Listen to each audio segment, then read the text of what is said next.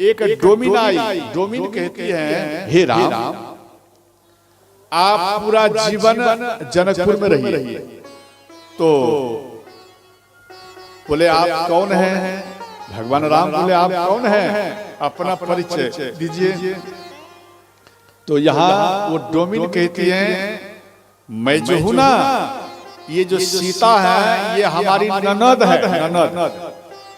और आप हमारे क्या बोलते हैं, नंदोसी ना, आप मेरे नंदोई हैं, नंदोसी अपना भाषा में समझ लीजिए। ये आप हमारे नंदोसी हैं और मैं आपकी सरोज। बोले अच्छा अच्छा ठीक है, कितना दिन रहूं? बोले पूरा जीवन। बोले नहीं, हम पूरा जीवन नहीं रह सकते। बोले क्यों? बोले इसलिए अयोध्या भी तो मुझे चलना है। तो ये चतुराई से कहती हैं कि तब हम थोड़ा ही समय मांग लेती हूँ, आप रहिए थोड़ा ही महीना। बोले जरा बोलो। यहाँ डोमिन कहती हैं, 2 4 6 महीना। देखो जैसे ही कहते हैं 2 मैंने 2 महीना। भगवान राम बोले ठीक है। फिर कहते हैं 2 4, फिर 4 महीना। तो 4 और 2 कितना हो गया? भगवान राम सोचे, बोलो कोई बात नहीं, 6 महीना के बाद चला जाऊंगा। और जैसे ही भगवान राम बोले ठीक है, तो तुरंत कहती है 6 महीना। फिर 6 तो कितना हो गया? 12। अब लग रहा है मुझे पूरा जिंदगी मुझे जनकपुर में ही रहना पड़ेगा। डोमिन इतना चतुराई से कहती है, हे राम, 2 4 6 महीना बसु ससुररिया, हे मोरे राम। 2 4 6 महीना बसु ससुररिया, हे मोरे राम दुल्हा। सिया सिया रखवे हमारा, हे मोरे राम। सिया सिया रखवे अपने दीन, ये मोरे राम सिया। हर हर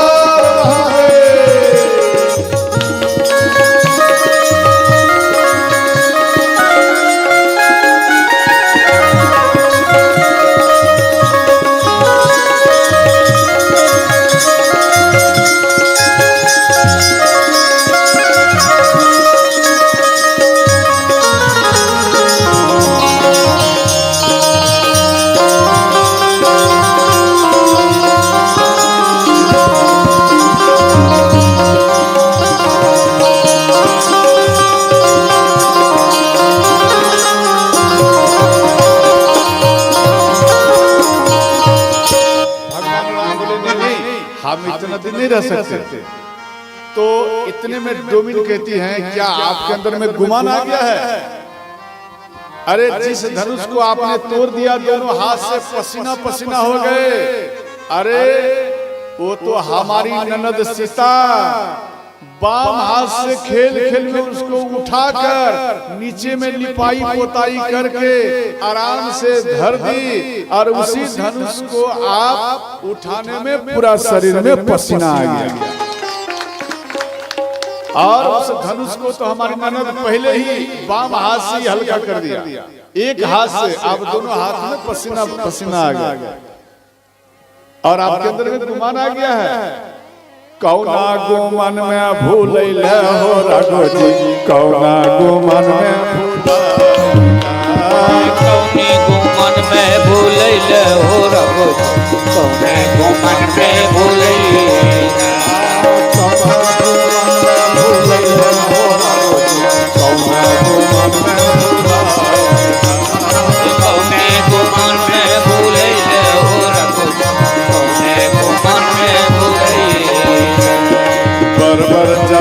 केलन दशरथ कौशल्या, बरोबर जतन केलन दशरथ कौशल्या, बरोबर जतन केलन दशरथ कौशल्या, बरोबर जतन केलन दशरथ कौशल्या। तब कर ललना कहे हो रघु, कौना गुमान में तब कर ललना कहे हो रघु, कौने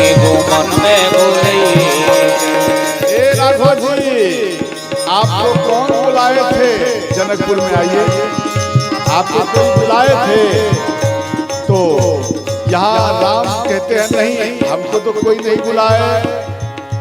तो ध्यान देना है, जो बिना बुलाए मेहमान आते हैं अपना इच्छा से, तो घर वाले इच्छा से ही वो अपने घर जाते हैं। इसलिए मेरा इच्छा पूर्ण होगा तभी तो आप जाएंगे। बिना बुलौले मिथिला में, बिना बुलौले मिथिला में यौले, बिना बुलौले मिथिला में यही है, बिना बुलौले मिथिला में यौले। के सबके भेटे हो होगा गुमन में, कौया के सबके भेटे हो रघुपति गुमन में भुलई।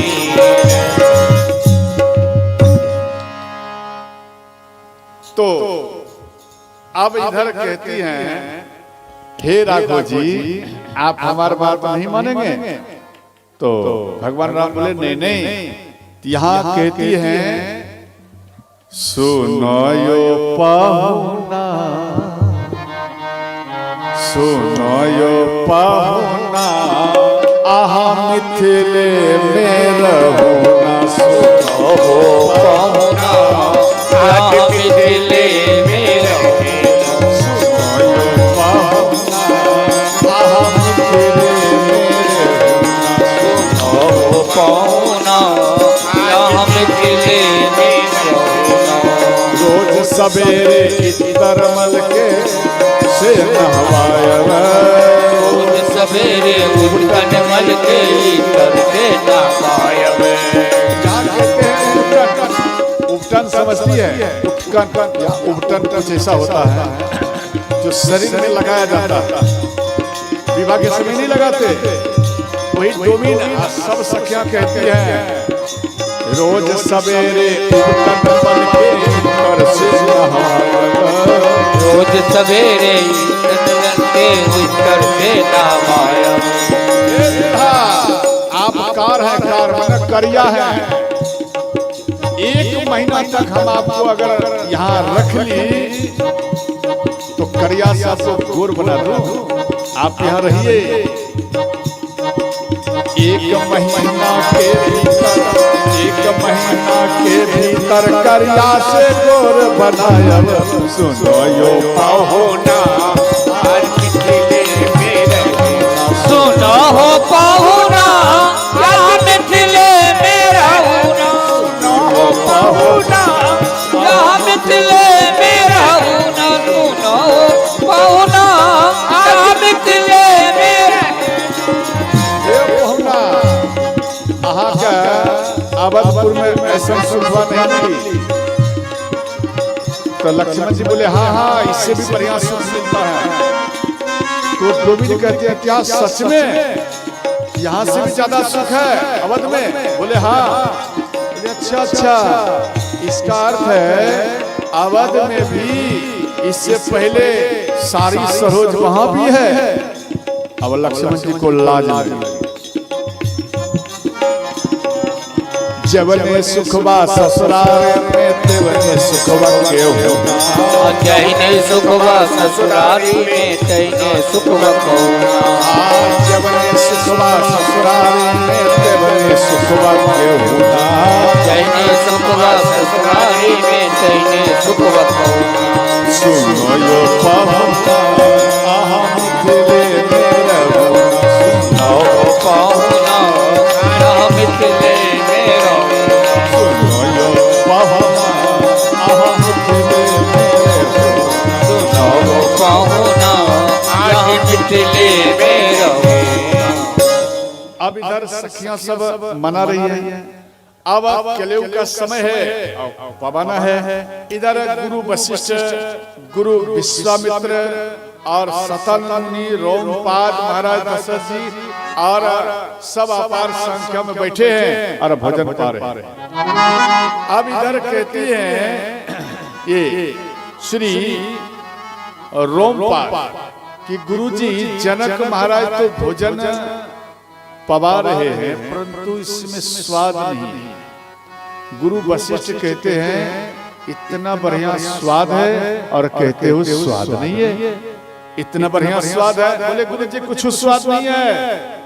अगर स्वाद रहता तो हम ऐसे बोलते, इसमें कुछ स्वाद नहीं है। जनक महाराज ये वैरायटी में कोई पावर ही नहीं दिया।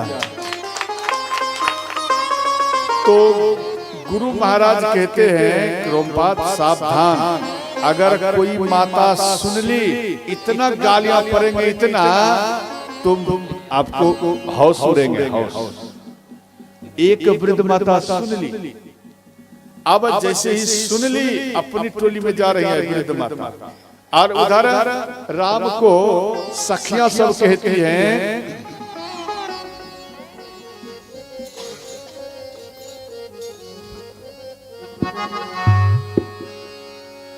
राम जी से पूछे जनकपुर के नारी, बता द बबुआ हो बता द बबुआ, लोग बाते काहे गाली, बतेत काहे गाली, बता दो बबुआ। राम जी से पूछे राम जी से पूछे जनकपुर के नारी, बता द बबुआ हो बता द बबुआ, लोग बाते काहे गाली, बता द बबुआ, बतेत काहे गाली, बता दो बबुआ। तोहरा से पूछो मैं आहो धनुषधारी, तोहरा से पूछो मैं आहो धनुषधारी, तोहरा से पूछो मैं आहो धनुषधारी, तोहरा से पूछो मैं आहो धनुषधारी। एक भाई गोर कहे, एक भाई गोर काहे, एक काहे कारे, बता द बबुआ ओ बता द बबुआ, लोग तेरे काहे लोग बतेत काहे गाली, बता दो बबुआ, लोग बतेत काहे गाली, बता दो बबुआ।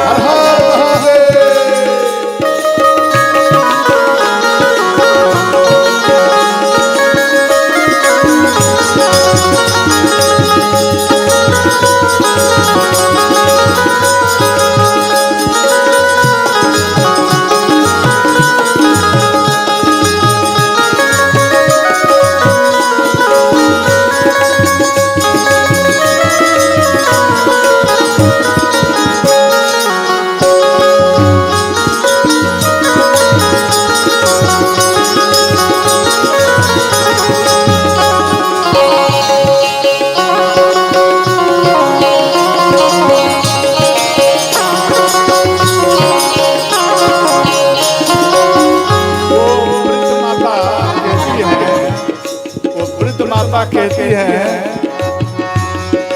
राजा दशरथ जिन कैलन होशियारी, राजा दशरथ जी कैलन होशियारी, राजा दशरथ जिन कैलन होशियारी, राजा दशरथ जी कैलन होशियारी।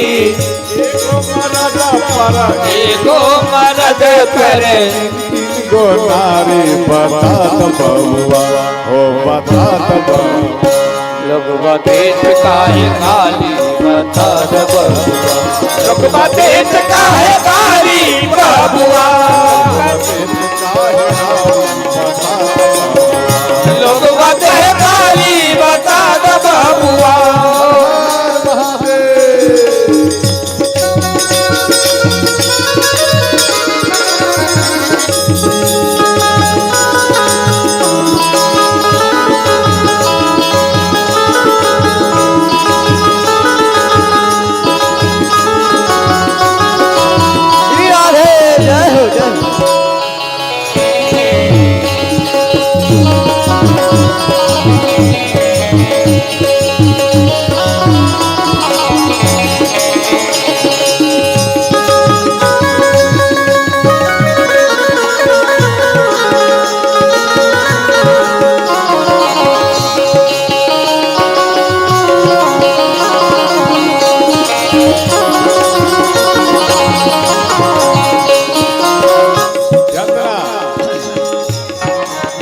वशिष्ठ को वृद्ध माता गालियां देती है। आप थोड़ा सा खड़े हो जाए। क्या नाम है? नेवल बाबू। इधर इधर इधर इधर इधर इधर दाढ़ी वाले बाबा खड़े हो जाए। इधर आइए, आप आइए इधर। तारी है ना, आपको भी गुरु वशिष्ठ का पद भी दूंगा। और आगे आइए थोड़ा इधर। हाँ, और घूम जाइए, घूम जाइए। ध्यान देना, देखो दाढ़ी है ना। अब माताएं कहती हैं ये बूढ़ा बाबा के पकल पकल दाढ़ी, ये बूढ़ा बाबा के पकल पकल दाढ़ी, बूढ़ा बाबा के पकल पकल दाढ़ी, ये बूढ़ा बाबा के पकल पकल दाढ़ी। गुरु वशिष्ठ कहते हैं रोमपाद तेरे चक्कर में मुझे गालियां पड़ रहा है। तो रोमपाद कहते हैं गुरु जी सुंदर है भोजन, बहुत स्वादिष्ट है। कितना भी भोजन पवाइए बरातियों को, मिष्टान पवाइए, वो खुश नहीं होगा। एक ही वैरायटी पवाओ और गालियां हुमच कर दे दो, वो खुश हो जाएगा। ये बूढ़ा बाबा के पकल पकल दाढ़ी, ये बूढ़ा बाबा के पकल पकल दाढ़ी। देखे मैं पातर छितर, देखे मैं पातर छितर, देखे मैं पातर छितर, देखे मैं पातर छितर। ये पंडित जी को भी देखो, ये भी दाढ़ी है और ये भी पातर छितर है। देखे मैं पातर छितर, देखे मैं पातर छितर। हाय भरी थारी बता दो बाबा, ओ बता दो बाबा। लोग देते काहे गारी बता दो बाबुआ, लोग देते काहे गारी बता दो बाबुआ, देते काहे गारी बता दो बाबुआ, लोग देते काहे गारी बता दो बाबुआ।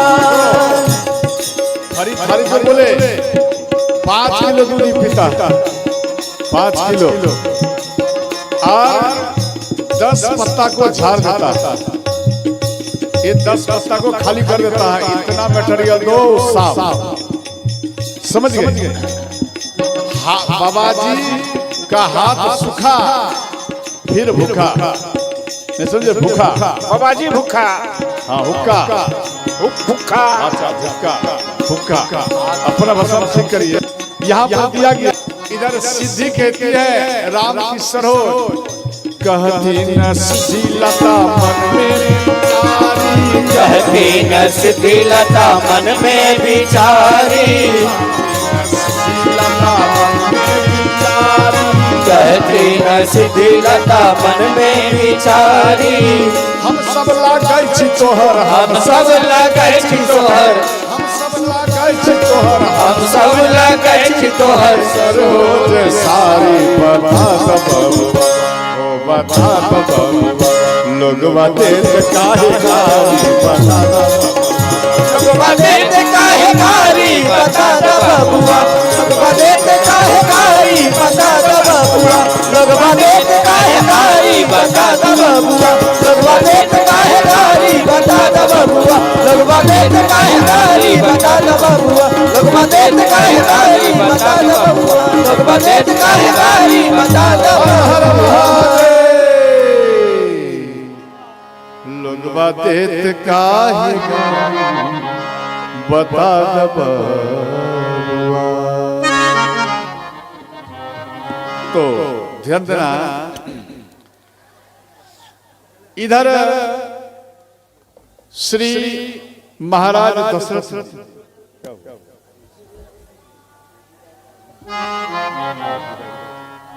यहां दिया गया। महाराज दशरथ जी डेली महाराज जनक जी के पास आते थे कि महाराज आप तो विदाई कर दीजिए। देखो पिता जैसे यहाँ पर लिखे हैं, दिन उठी विदा अवधपति मांगा, राखई जन को सहित अनुराग। देखो बेटी जन्म ली और धीरे धीरे बेटी बड़ी हुई। पिता को उतना दुख नहीं है, माँ को उतना दुख नहीं है। और जैसे ही बेटी का कहाँ भी रिश्ता अगर कंप्लीट हो गया तो पिता को ये समझ में आता है अब हमारी बेटी मात्र 20 दिन ही मेरे घर में रहेगी। क्या ऐसा होता ना? अब 20 दिन रहेगी और इसके बाद फिर अब 5 दिन रहेगी, 10 दिन रहेगी, 5 दिन रहेगी। ज्यों-ज्यों निकट आते जाता है समय, त्यों-त्यों बेटी घबराती है, माँ रोती है, पिता रोते हैं। माँ ध्यान देना, माता जो होती है वो माता के प्रिय कलेजे के टुकड़ा होती है और पिता के भी होते हैं। और पिता कितना भी काम करेंगे, बाहर में कितना भी काम करे, लेकिन उनका मन बेटी के ऊपर ही है। अब मेरी बेटी मेरे पास में मात्र में 5 दिन रहेगी और इतने में लगन लेकर चले जाते हैं। अब लगन हो गया, लगन चला गया। अब इसके बाद माँ को और विशेष चिंता होती है, अब मेरी बेटी मात्र 4 दिन रहेगी। देखो उस बेटी को देखना, जब रात में सोती है ना तो वो आपकी बेटी रात भरी रोती रहती है माँ के लिए। माँ आपको छोड़कर, हमें इन गांव को छोड़कर और मुझे अनजान गांव में जाना पड़ेगा, अनजान घर में जाना पड़ेगा, जिस जगह में मेरा कोई नहीं है साथी, और उस जगह में माँ मुझे जाना पड़ेगा। ये बात को बार बार बेटी रिपीट करके वो आपकी बेटी रात भरी माँ माँ पिता पिता कहकर रोती रहती। और इधर माँ रात में छुप कर रोती है। पिता किसी को नहीं देखने देंगे। पिता जब रोते हैं तो पिता कभी किसी के सामने में असल बिल्कुल नहीं बात। वो पिता छुप कर घर के अंदर में सब कोई सो जाएंगे तो वो मुख में कपड़ा को लगाकर और बेटी के याद करके वो पिता रोते रहते। और जब एक दिन रह जाता है, एक दिन मात्र, तो हल्दी रस्म होता है। हल्दी रस्म तो पूरा परिवार है और माँ अपने बेटी के शरीर में, अंग में वो हल्दी रस्म निभाने के लिए आती है। जैसे ही बेटी माँ बेटी के शरीर में हल्दी रस्म जैसे ही लगाती है तो वो माँ रोती है, बेटी को देखकर रोती है कि बेटी आज मेरे पास में अपने मन से माँ सोचती है मेरी बेटी मात्र आज रहेगी, इसके बाद ये मेरी गुड़िया इस घर को छोड़कर फिर चली जाएगी। और माँ के रूप को देखकर वो बेटी, माँ के रूप को देखकर वो बेटी रोती है। और माँ बेटी रोते हुए माँ के हाथ को पकड़ लेती है और कहती है माँ मैया तेरे आंचल की मैं हूँ एक गुड़िया, मैया तेरे आंचल की मैं हूँ एक गुड़िया, रात भर बसेरा और सुबह जाना है। माँ बेटी को सीने में चिपका लेती है। माँ रोते हुए फिर अन्य माताएं मिलकर इनको फिर शांत कर देती है। और इसके बाद माँ छुपकर एकांत में रोती है, बेटी बेटी करते हैं। और पिता जैसे ही पिता आए, पिता छुपकर बेटी को देख करके रोता है। और जब पिता को बुलाया जाता है तो पिता अंदर में रोते, अंदर मन में रोता है। और इसके बाद हल्दी रस्म में जैसे ही भाग लेते हैं तो तुरंत बेटी पिता के चेहरे को देखकर परख लेती है कि मेरे पिता ये छुप कर मेरे वियोग में रो रहे हैं, मेरे पिता मेरे वियोग में छुप कर रो रहे थे। और इस प्रकार से बेटी तुरंत पिता के चरण में गिर जाती है। पिता तेरे हृदय की मैं हूँ एक गुड़िया, पिता तेरे हृदय की मैं हूँ एक गुड़िया रे। वो पिता बेटी की बात को सुनकर पछाड़ खा कर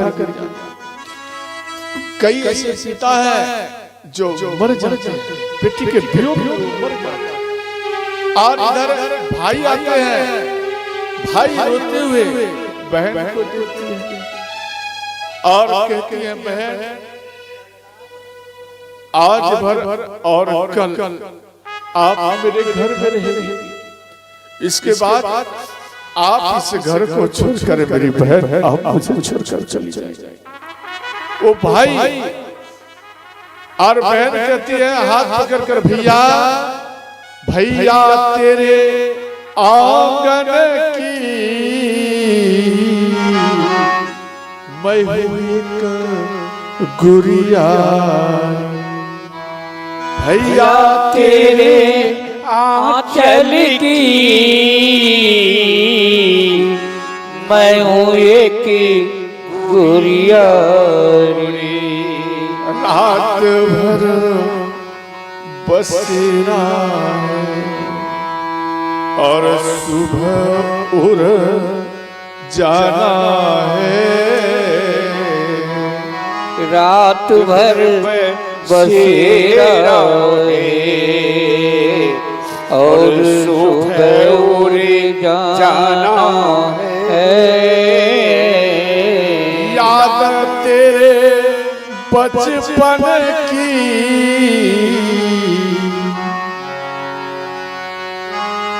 दिन भर सताए, आदि तेरे बचपन की दिन भर सताएगी। भैया हाथ पकड़ कर, बहन हाथ पकड़ कर, भैया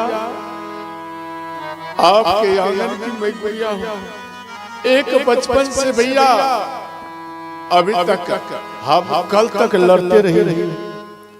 और भैया भी कहते कि बहन मुझसे कौन लड़ेगा, मुझे कौन लड़ेगा, और कौन मुझे भैया कहेगा बहन तू मुझे छोड़ छोड़ जा रही है। भाई पछाड़ खा कर गिर जाते हैं। देखो बेटी जो होती है वो बेटी, आप बेटी को कभी भी पराए घर की मत बोलो। नहरा में बेटी रहती है तो नहरा के व्यक्ति बेटी को कहता है, अरे छोड़ो ये तो पराए घर जाएगी, ये पराए घर। वो बेटी टूट जाती है, वो बेटी टूट जाती है, वो झुक जाती है बेटी, वो रोने लगती है। और जब ससुराल में जाती है तो ससुराल में भी इस बात का ताना आता है, अरे छोड़ो छोड़ो ये तो दूसरे घर से आई है, ये पराए घर से आई। बेटी को नहरा में भी पराया और ससुराल में भी पराया। बेटी को अपना बना कर रखो, पराया मत बोलो। आप अगर पराया बोल देंगे तो वो बेटी वो टूट कर गिर जाती है। और देखो यहाँ पर दिया गया जैसे गैया, आप गैया को मानो बेच दीजिए। जैसे गैया अब दूध नहीं देती है और दूध बंद कर देती है और वो वृद्ध हो जाती है तो दूध देना बंद कर देती है। तो वो गैया को आप एक कसाई के हाथ में बेच देते हैं। वो कसाई अपना पट्टा लगाते हैं। जिस प्रकार आपने बेटी का विवाह कर दिया तो ससुराल वाले वो अपना पावर दिखाने लगते हैं आपके बेटी के ऊपर। और गैया को पट्टा लगाकर वो कसाई खींचता है और गैया जाने के लिए तैयार नहीं होती है तो वो कसाई वो डंडा से उनके सिर में, उनके पीठ में चलाता है। देखो वो गैया कहती है, हे मेरे बच्चों, तूने मेरे स्तन का दूध का पान किया और आज मेरा ये शरीर वृद्ध हो चुका है तो इसमें मेरा क्या दोष है? अब तू हम कसाई के हाथ में बेच रहा है, यही मेरे दूध का परिचय दिया। बेटा ऐसा मत करो बेटा, एक डंडा, मानो हम भूल से किसी के खेत में कुछ आहार हम पा लेती थी तो वो खेत वाले एक डंडा मेरे पीठ पर चलाते थे तो मेरे पीठ में वो निशान आ जाता। तो आप उस निशान को देखकर बेटा आप उन खेत वाले से लड़ जाते थे। आज तेरे ही सामने मुझे बेरहमी से पीटा जा रहा है, तू क्यों नहीं बचा रहा है? आप क्यों नहीं बचा रहे हो बेटा? मुझे बचाओ बेटा, मुझे बचाओ, मुझे बचाओ। आपको पता नहीं है बेटा, ये सब कसाई खींचकर हमको लेके जाएगा। ध्यान देना, कसाई जब गैया को खींचकर ले जाता है तो वो गैया को एक मजबूत खुट्टा में बांध देता है और इसके बाद उनके शरीर के ऊपर 4-5 कसाई मिलकर लोहे का डंडा से उनके पीठ में प्रहार करता है। वो गैया कभी उधर भागती है, उधर से पिटाई देता है तो इधर भागती है। वो गैया तड़पती है, माँ बेटा मुझे बचाओ, देखो कैसे सब कोई मिलकर मुझे बेरहमी से पीटा जा रहा है। और अंत में उनके पीठ के ऊपर में, शरीर में खौलते हुए गर्म पानी को डाल दिया जाए। देखो कितना तड़पती है गैया। और इसके बाद ऐसा एक मशीन निकला है जो इधर से गैया को दौड़ाते हुए जाएंगे और गैया के मुख में वो चमड़ा, वो मशीन लगता है और जीते जी में चमड़ा को खींच लिया जाता है। गैया और तड़पती है। आपके चरण में, पैर के नीचे में अगर सुई अगर मानो धस जाता है काटा तो कितना प्राण जाता है। अब मर जाऊंगा, मर जाऊंगा, और इस जगह में चमड़ा को खींचा जा रहा है। पता गौ माता कितना तड़पती है। गौ माता, जिन्होंने गौ माता को कसाई के हाथ में बेच दिया है, उन घर में वेद पुराण में लिखा है कि 7 जन्म तक वो घर में अकाल मृत्यु का ही सामना करना पड़ता है। अकाल मृत्यु में पति मर जाएगा, जवान पति चला जाएगा, जवान पोता बेटा चला जाता है, जवान पुतहू चला जाता है, जवान पति चला जाता है। ये 7 जन्म तक ऐसा बीतता है। इसलिए भूल से भी गौ माता को कसाई के हाथ में बेचना नहीं चाहिए। और गैया कहती है, आप मुझे मत छोड़ो, अपना घर में ही रखो। और एक बात बोलो, गौ माता मर जाए तो आप किसी कसाई के हाथ मत दो। अपना जो जमीन है, घर है, जगह है, उस जगह में दिमाग लगाओ कि किस जगह में ठीक रहेगा। वो ठीक जगह में कुछ ज्यादा गड्ढा कर गौ माता को जमीन के अंदर में दे दीजिए और ऊपर से मजबूत कर आप मिट्टी डाल दीजिए और उसी जगह में आम का पौधा लगा दीजिए। जब आप आम का पौधा लगा देंगे तो उसमें से जो फल प्रकट होगा आम का, तो आप अपना सदस्य में खाना या जो भी खाएगा वो फल को, उसके अंदर में कितना भी बड़ा से बड़ा रोग हो वो खेल खेल में ही समाप्त हो जाता है। वो गौ माता के शरीर में इतना पावर है, मरने के बाद भी उतना ही पावर करता है। और कभी भी भूल से गौ माता को कसाई के हाथ में मत बेचना। आप 10,000 में बेचोगे, 15,000 में बेचोगे, 20,000 में बेचोगे, याद रखना जिस चीज के लिए आपने गौ माता को बेच दिया, जैसे आप जमीन खरीदना चाहते हैं, आप गैया को बेच दें, वो जमीन आपका नष्ट हो जाए। आप गौ माता को बेचकर घर बनाया, वो घर में सुख से नहीं रह पाओगे। आप उन गौ माता को बेचकर कर्ज तोड़ने के लिए चाहोगे तो वो कर्ज टूटेगा नहीं बल्कि और बढ़ता ही जाएगा। इसलिए कभी भी आप गौ माता को बेचकर ऐसा नहीं करना चाहिए। और इधर ध्यान देना, इधर ये बात पूरा जनकपुर में फैल गया। अब महाराज ये जनक महाराज सीता की विदाई करेंगे, अपार संख्या का भीड़ है। और माँ सुने ना, उस सीता को अपना गोदी में ले ली। और माँ सुने ना कहती है, बेटी आप ससुराल जा रही हो जाओ, लेकिन बेटी इस वृद्ध माँ को कभी मत भूलना। मेरा आशीर्वाद है बेटी, आप जाओ सुखी संपन्न रहोगे, परंतु एक काम करना, आप ससुराल में सबको पहले भोजन पवाना और इसके बाद अंत में आप भोजन पाना। ऐसा नहीं पहले पाना नहीं, सबको भोजन पवाकर इसके बाद बेटी आप भोजन पाना। सब मानो भोजन नहीं बचा तो उन समय में बेटी आप एक गिलास गरम जल कर लेना, उसमें थोड़ा नमक डाल देना और वो नमक वाले जल को आप पी जाना। लेकिन किसी के पास में मुख को मत खोलना। और इसके बाद प्रातः काल में सबको जगने से पहले बेटी आप जगना। एक बात बोलो, आपके घर में एक गुड़िया है और ये गुड़िया आपके तरथी पर, आपके आंचल में ये गुड़िया खेली है, झूला में झूली है। और इसके बाद वो बेटी का जब विदाई होता है तो इतना पहाड़ जैसा इसके ऊपर काम आ जाता है, वो बेटी रोने लगती है। वो बेटी रोने लगती है।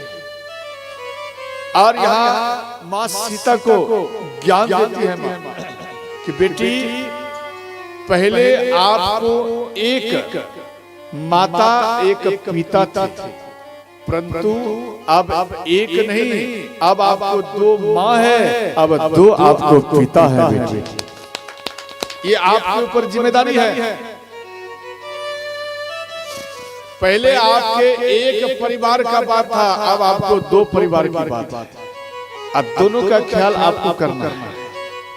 इसलिए बेटी इतने में राम आए, राम चरण में प्रणाम किए माँ सुनैना को और कहने लगे माँ अब हमें विदाई दो, अब मैं जा रहा हूं। तो माँ सुनैना राम के चरण को पकड़ और कहते हैं, हे राम, हमें पता नहीं सब कोई आपको भगवान कहते हैं, लेकिन हम इतना जानती हूँ कि आप हमारे दामाद हो। सीता हमारी बेटी है और इनके अंदर में ज्ञान उतना नहीं है।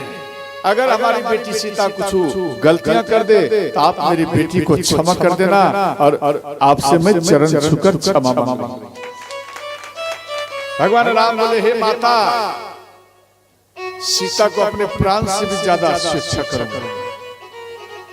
और इसके बाद भगवान राम इधर जनवास के पास में आए, उधर माँ सीता को कहती है, बेटी आप मेरे कलेजे की टुकड़ा है, मेरे आंचल की गुड़िया है।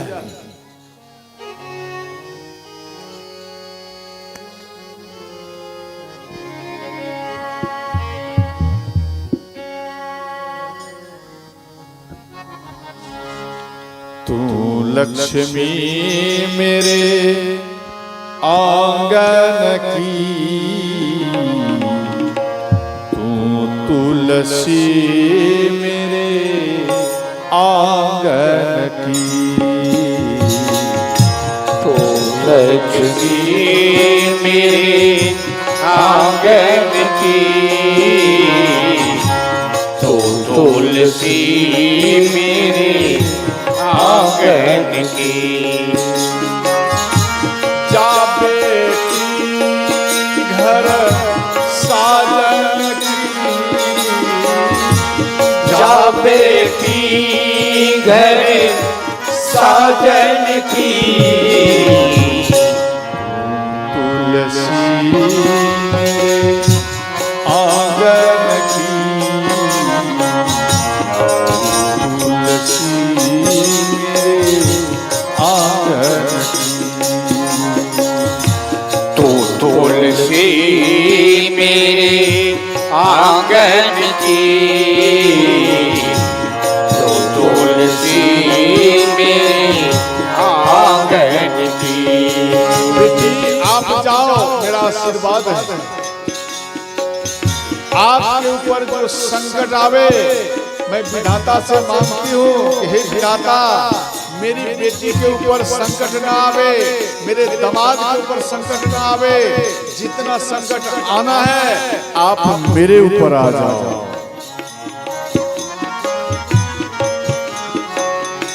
साथ रहेगी माँ की दुआएं, दूर रहेगी सारी बुराई। साथ रहेगी माँ की दुआएं, दूर रहेगी सारी बुराई। नन्ही सी गली उपवन की, नन्ही सी गली मेरी उपवन की, तू तुलसी मेरे आंचल की, तो तुलसी मेरे आंगन की। जब आप छोटी थी ना, तो बिछावन में, बिस्तर में आप रात्रि में मलमूत्र कर देती थी, और उन मलमूत्र को सफाई करके और उन भीगे हुए वस्त्रों में स्वयं हम सो जाती थी, और सूखे वस्त्रों पर बेटी हम आपको सुला दिया करते। और जब आप सो जाती थी, उसके बाद बेटी हम सोया करती थी। नींद की जैसी दौलत खोई, जब तू सोई तब मैं सोई। नींद की जैसी दौलत खोई, जब तू सोई तब मैं सोई। ये तो कहानी तेरे बचपन की, ये तो कहानी थी बचपन की। तू तुलसी मेरे आंचल की, तो तुलसी मेरे आंगन की।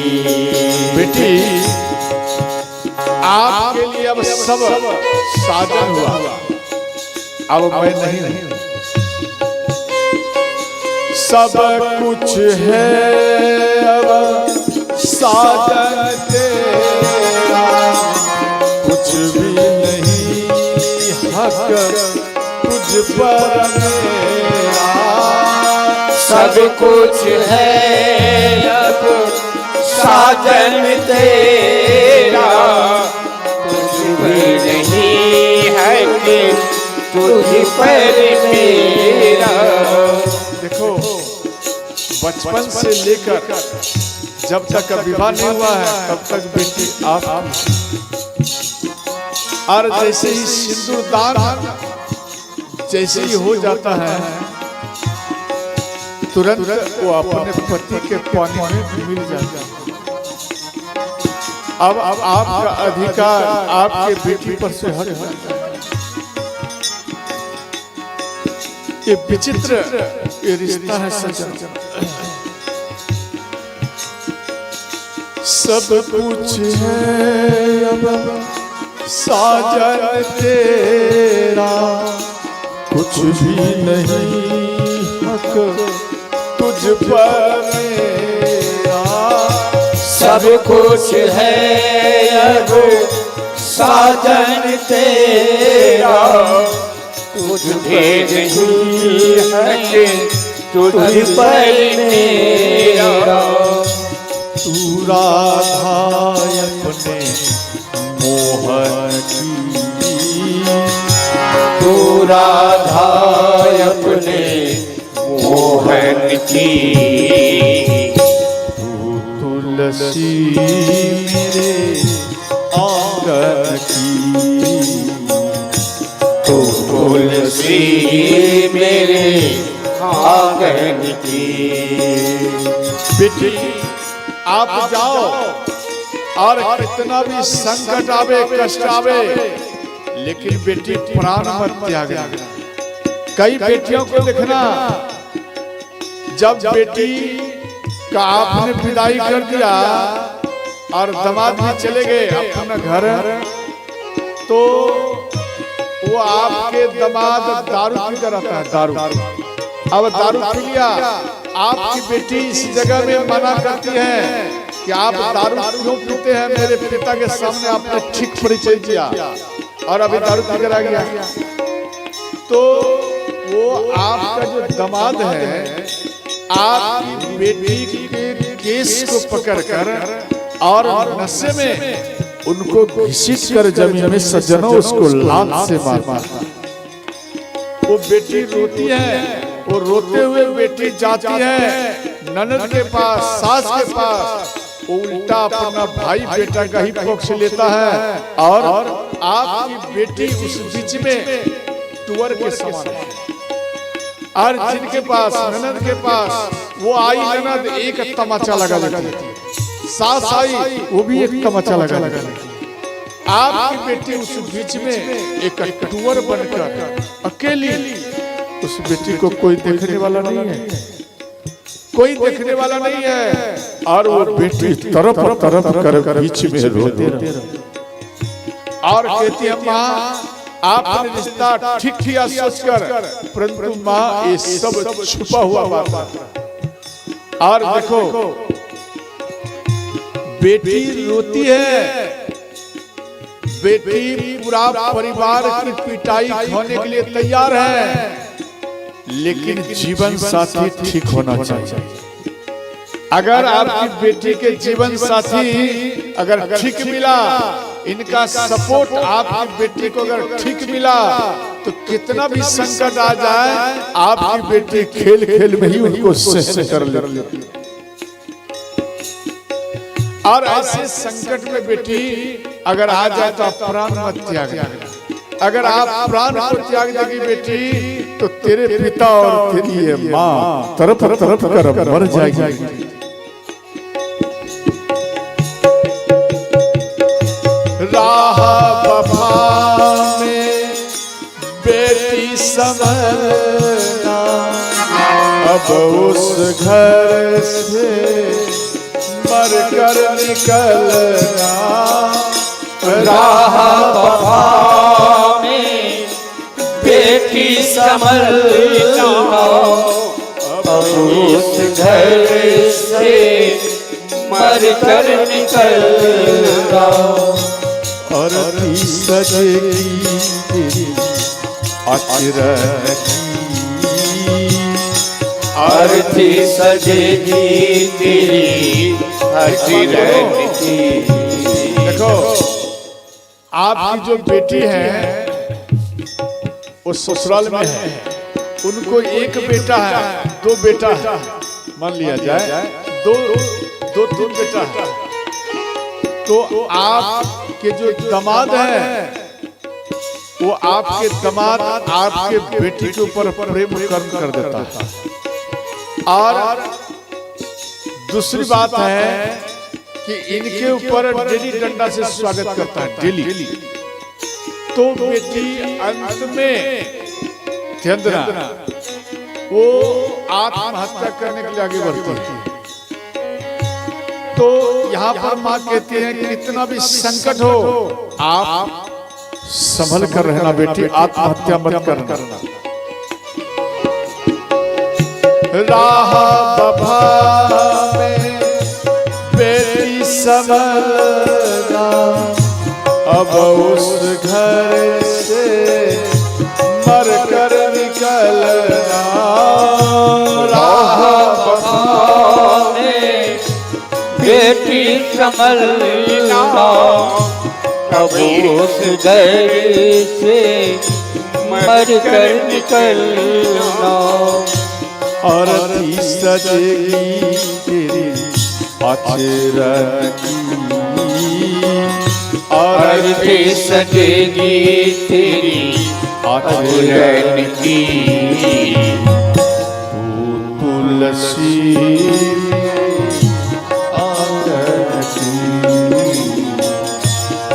तुलसी मेरे आंगन की, तुलसी मेरे आंगन की।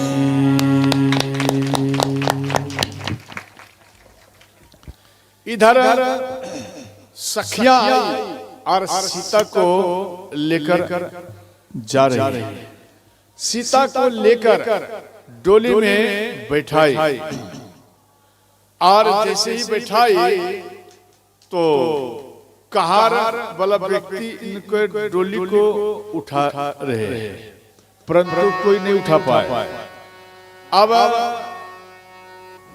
जैसे कहार होता है, कहार व्यक्ति डोली को उठाता है, एक एक व्यक्ति भिड़ता। तो अगर मानो वजन है तो दो व्यक्ति मिलकर माँ सीता को नहीं उठा पाए। तंत में 5-5 व्यक्ति भिड़े, फिर भी नहीं, 10-10 व्यक्ति फिर भी नहीं, 20-20 व्यक्ति फिर भी माँ सीता को नहीं उठा पाए। माँ सीता, अब भगवान राम को बात मालूम पड़ गया। भगवान राम मन से माँ सीता से बात की कि देवी आप इतना वजन क्यों बढ़ा दिए, क्यों नहीं उठ रहा। तो देखो, जब यह बात माँ सीता को भगवान राम मन से बात किए तो माँ सीता हाथ जोड़कर कहती है कि प्रभु आज मैं आपसे कुछ मांग रही हूँ। बोले क्या? कि ये नगरवासी हमारे लिए ज्यादा प्रिय है, इसके गोद में आंचल में हम खेली हुई, और ये हमारे लिए बड़ा ही प्रिय है। इसलिए जब हम साकेत लोक जाओ तो ये भी हमें साकेत लोक में चाहिए, चाहे जैसे भी कर्म क्या हो, इनको साकेत लोक चाहिए। भगवान राम बोले देवी तथास्तु। इसके बाद कहार के व्यक्ति आए कि दीदी क्या हमसे कुछ भूल हो गया जो मैं आपको नहीं उठा पा रहा। तो माँ सीता कहती है भैया अब उठाओ, अब ये डोली उठ जाएगी। जैसे ही डोली को उठाए, 2 व्यक्ति मात्र, एक इधर एक उधर, तो ऐसा लग रहा है माँ सीता बैठी ही नहीं, अर्थात माँ सीता फूल से भी ज्यादा हल्की हो गई।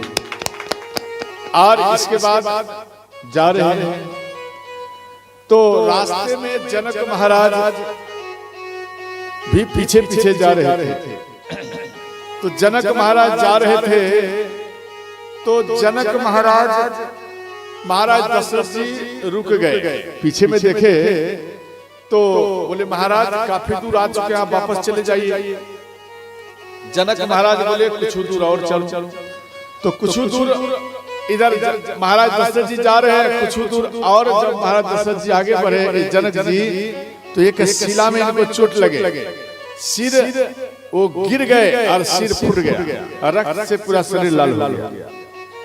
अब कुछ दूर के बाद महाराज दशरथ जी फिर देखे तो बोले भैया जरा रथ को रोको। रथ को रोका गया। माँ सीता की डोली भी रुके। माँ सीता मन में सोची आखिर में क्या बात, अभी तो अयोध्या नहीं आई। तो उस जगह में माँ सीता झांक कर जैसे ही पर्दे को हटाकर देखी तो पिता का शरीर लाल है। चारों बहन भागते हुए आई, पिता पिता कहते हुए वो पिता के शरीर में लिपट गई। पिताजी आपका शरीर लाल हो चुका है। तो जनक महाराज कहते हैं कि बेटी आप क्षमा करना, आपके वियोग मुझे घर अच्छा नहीं लगा, इसलिए तेरे पीछे पीछे इतना दूर आ गया। गैया गौ माता, स्वयं आप पृथ्वी ही गौ माता है। आपके घर में जो गौ माता है स्वयं माँ पृथ्वी है। और वही गौ माता माँ सीता को छोड़ने के लिए जा रही थी। माँ सीता का दृष्टि पड़ा, मन में सोचे ये गैया जा रही है, ये तो गौ माता बचपन में ही हमें दूध पिलाया करती थी।